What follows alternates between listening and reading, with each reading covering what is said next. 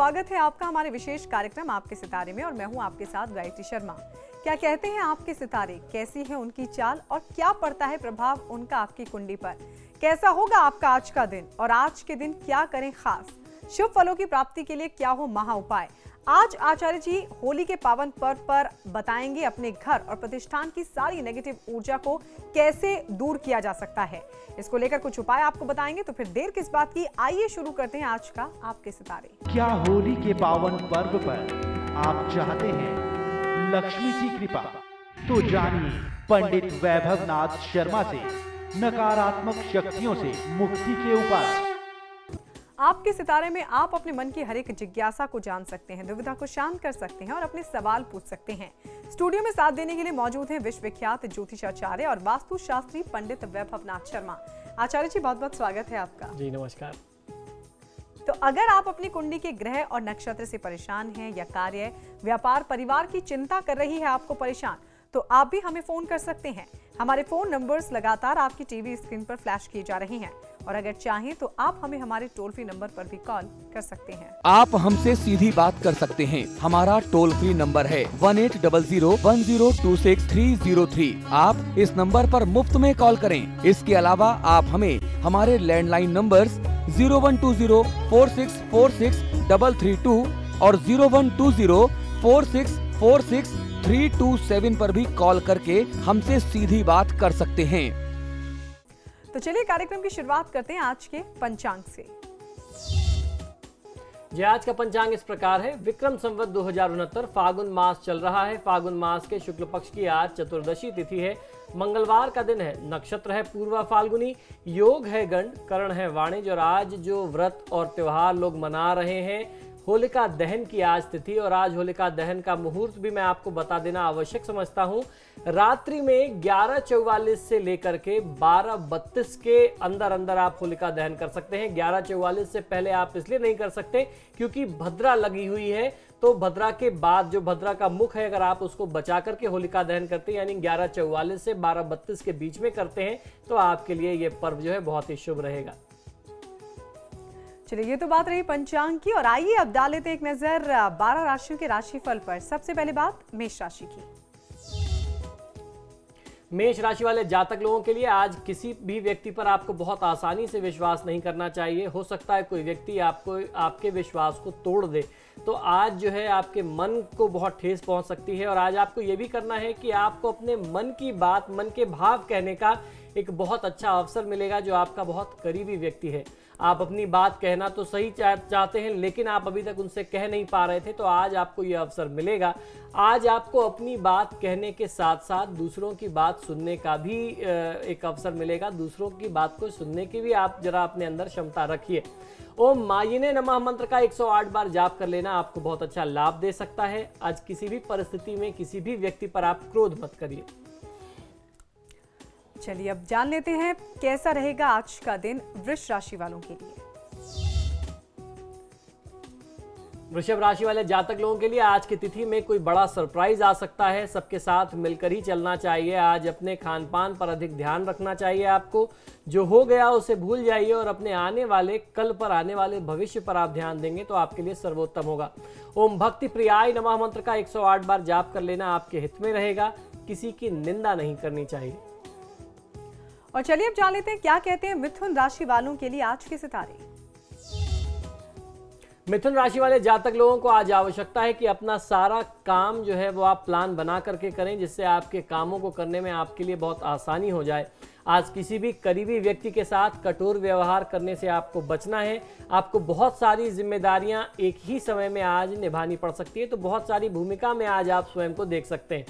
आज की दिनचर्या में काल भैरव की आराधना कर लेना आपको बहुत अच्छा लाभ दे सकता है। श्री काल भैरवाष्टकम का पाठ करेंगे तो आपको बहुत अच्छा लाभ मिलेगा। मांसाहार का सेवन करने से आज बचिए। आज की तिथि बहुत महत्वपूर्ण है। और चलिए बात कर लेते हैं कर्क राशि की।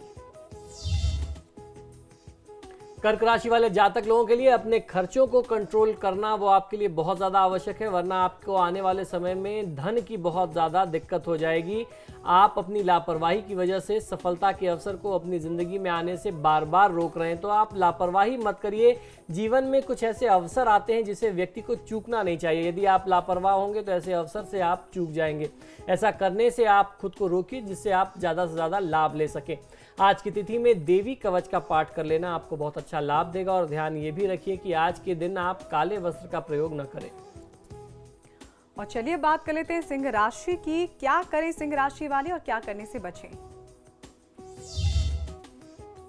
सिंह राशि वाले जातक लोगों को किसी प्रोजेक्ट में पैसा लगाने से पहले अच्छी तरीके से सोच विचार कर लेना चाहिए, क्योंकि ये प्रोजेक्ट जितना आपके लिए फायदेमंद आपको लग रहा है उतना उसमें फायदा नहीं है। बहुत दिनों से आप किसी दुविधा में फंसे हुए हैं, तो आज आपको उस दुविधा के लिए थोड़ा सा अपने लिए समय निकाल करके चिंतन मनन करिए, तो उस दुविधा से आपको कुछ राहत मिल सकती है, कोई रास्ता जरूर मिलेगा। श्री गणेश अथर्वशीर्ष का पाठ कर लेने से आपको आज के दिन का और आने वाले समय का बहुत अच्छा लाभ मिल सकता है। आत्मविश्वास में किसी भी प्रकार से कमी मत होने दीजिए। और चलिए अब जान लेते हैं क्या कहता है कन्या राशि का राशिफल। कन्या राशि वाले जातक लोगों को आज आवश्यकता है कि आपके अंदर जो धैर्य की कमी हो गई है, धीरज की कमी हो गई है, उस धीरज की कमी को आज आप दूर करें। उसको दूर करने की आवश्यकता है, बहुत ही धीरज से काम करने की आवश्यकता है। अपने अतीत की बुरी यादों को आप भुला दीजिए और आगे बढ़िए। धन का जितना ज़्यादा से ज़्यादा आप संचय करेंगे आपको उतना अच्छा लाभ मिलेगा। धन के मामलों में दिन आपके लिए बहुत अच्छा है। निवेश यदि आप करना चाहते हैं तो उसमें आपको देर नहीं करनी चाहिए। श्री दशरथ कृत शनि स्त्रोत का पाठ करेंगे तो आपको बहुत अच्छा लाभ मिल सकता है। किसी की निंदा करने से आज आपको बचना है। चलिए ये तो रहा कन्या राशि तक राशिफल। आगे की राशियों पर भी गौर फरमाएंगे, लेकिन उससे पहले एक दर्शक बरेली से नेहा हमारे साथ जुड़ गई हैं। बहुत बहुत स्वागत है आपका। पंडित जी नमस्ते। जी नमस्कार। पंडित जी मैं अपने भतीजे के बारे में कुछ पूछना चाहती हूँ। जी। उनकी जन्म तिथि है 6/2/12 जी। और दिन सोमवार 6:33 पे। जी। मैं उसके पढ़ाई की भविष्य के बारे में जानना जन्म चल रहेगा। जी। आपने जो वक्त बताया है वो सुबह का बताया है या फिर शाम? शाम 6:33 शाम 6:33। जन्म का स्थान? पीलीभीत। जी जी जी। नेहा जी, आपने जिस जातक की कुंडली बताई है, जिस बालक की कुंडली बताई है, इनकी कुंडली में राहु की महादशा में शुक्र की अंतर्दशा चल रही है। अभी ये नवजात शिशु है, इसके स्वास्थ्य संबंधी कुछ समस्या इनको ज़रूर चल रही होगी, तो इनके स्वास्थ्य का ध्यान रखिए। इनका भविष्य बहुत उज्जवल है। ये क्रिएटिव क्षेत्र में जाएंगे, कुछ सृजनात्मक कार्य करेंगे।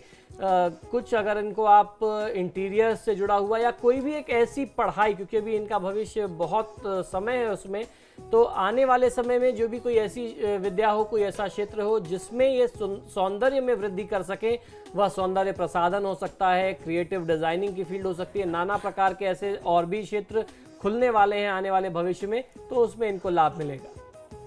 चलिए, हमें कॉल करने के लिए बहुत बहुत शुक्रिया। एक और दर्शक राज बरेली से हमारे साथ जुड़ गए हैं। बहुत बहुत स्वागत है आपका। किसके बारे में जानना चाहते हैं आप? लगता है संपर्क नहीं हो पा रहा है। यहाँ रुकेंगे एक छोटे से ब्रेक के लिए। ब्रेक के बाद फौरन लौट रहे हैं।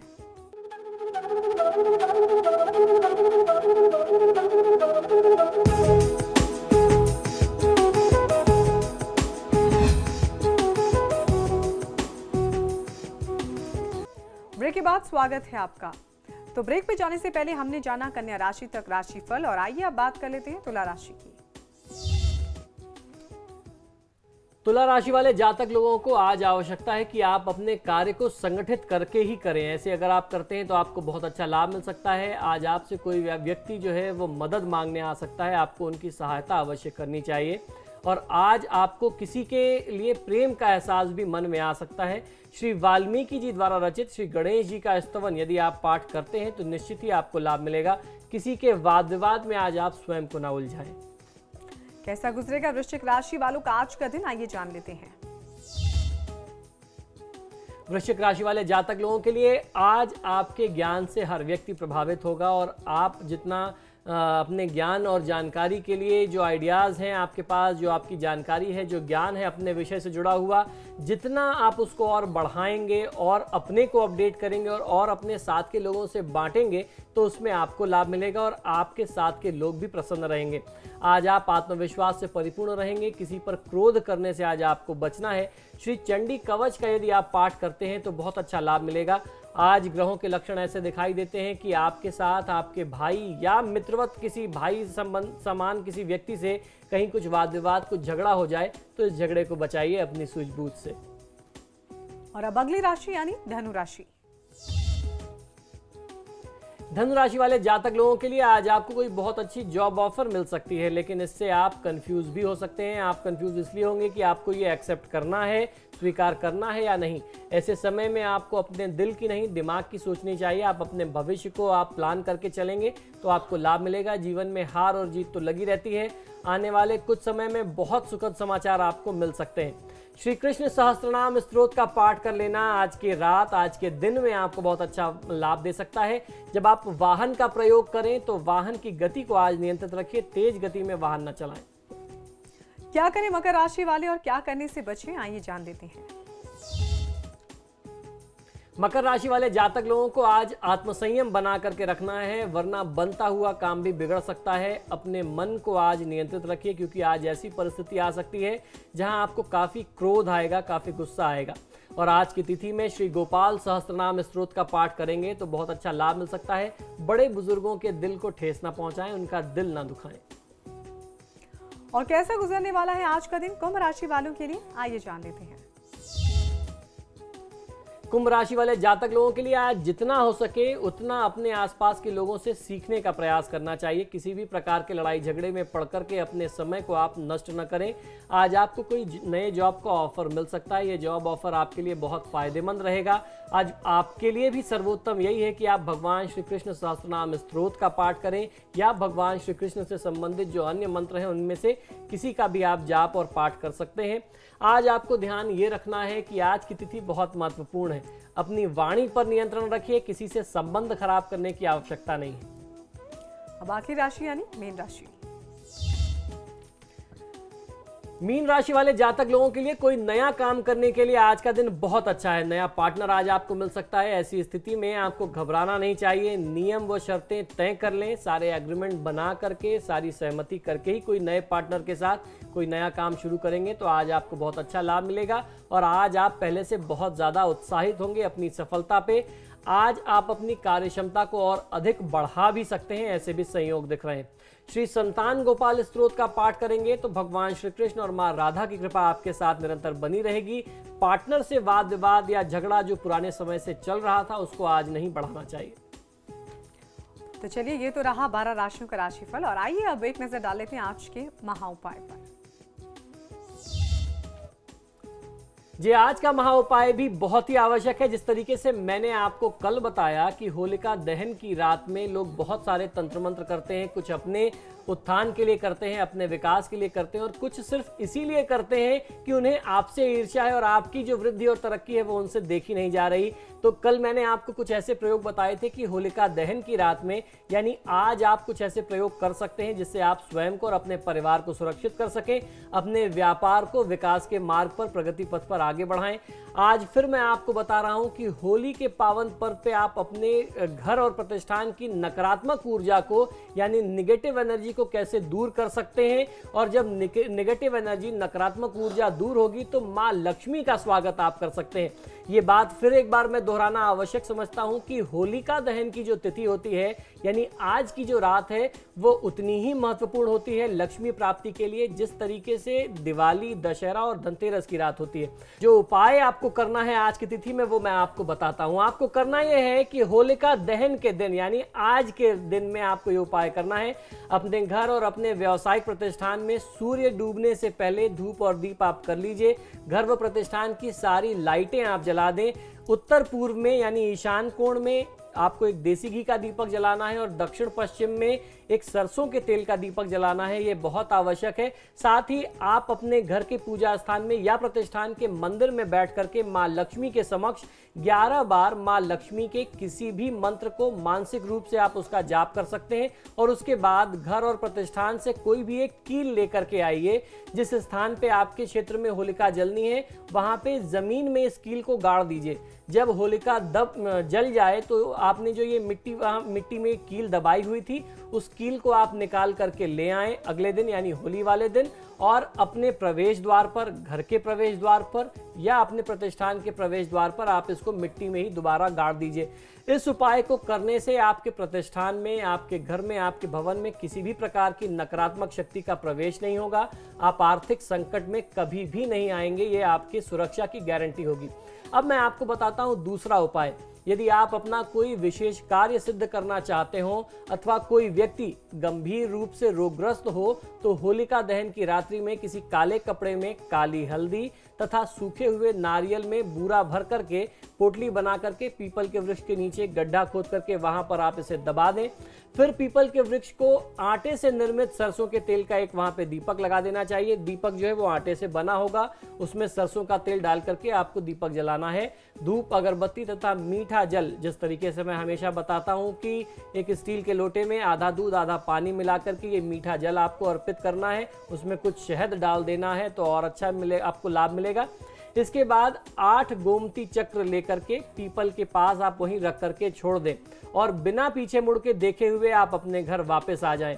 शुक्ल पक्ष के प्रथम शनिवार को जाकर के सिर्फ उपरोक्त प्रकार से ही दीपक और धूप दीप अर्पित करके यदि आप छोड़ करके चले आएंगे और जो वहां पे आपने गोमती चक्र छोड़े थे वो उसे उठा करके आप वापस ले आएं, तो जब तक ये सिद्ध ना हो वो गोमती चक्र अपनी जेब में आप रखे रहें। आपका जो भी कार्य रुकता है वह कार्य अब कभी नहीं रुकेगा। जब तक आपका कोई कार्य सिद्ध नहीं होता है, आप किसी खास मीटिंग में जाते हैं, आप इसको लेकर के जाइए। कोई रोगी व्यक्ति है, बहुत ज्यादा रोगी रहता है, रोगग्रस्त रहता है, उसके सिर के पास ये गोमती चक्र रख करके चले आइए। कुछ ही समय में आपका कार्य भी सिद्ध होने लगेगा। जो अस्वस्थ व्यक्ति है उनको भी स्वास्थ्य लाभ होने लगेगा। ठीक इसी तरीके से एक और बहुत सरल सा तीसरा उपाय है। यदि आप किसी प्रकार की आर्थिक समस्या से ग्रस्त हैं तो होली पे ये उपाय आपको अवश्य करना चाहिए। आपको करना ये है कि होलिका दहन की रात्रि में चंद्रोदय होने के बाद अपने निवास की छत पर आप किसी खुले स्थान पर आ जाइए। फिर चंद्रदेव का स्मरण करते हुए चांदी के प्लेट में सूखे हुए चुहारे तथा कुछ मखाने रख करके शुद्ध घी का आप दीपक जला दें और उसके साथ आप धूप दीप वहीं पे अर्पित कर दीजिए।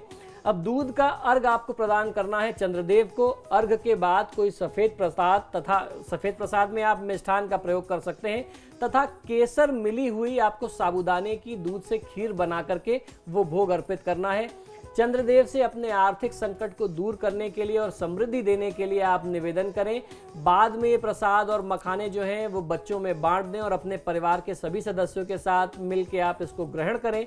आप प्रत्येक पूर्णिमा को चंद्रदेव को दूध का अवश्य दे सकते हैं अर्घ। ये अर्घ देना चंद्रदेव को बहुत लाभ का प्रयोग माना गया है, खास तौर पे आर्थिक समस्या से बचने के लिए। कुछ ही दिनों में आप अनुभव करेंगे कि आपकी जो आर्थिक समस्या थी, आर्थिक संकट था, वो दूर हो रहा है और आपके घर में, आपके परिवार में समृद्धि में वृद्धि हो रही है। बिल्कुल आचार्य जी, कार्यक्रम में हमारा साथ देने के लिए आपका बहुत बहुत शुक्रिया। जी नमस्कार। और अब वक्त हो चला है आप सबसे इजाजत लेने का। कल फिर हाजिर होंगे, तब तक के लिए नमस्कार।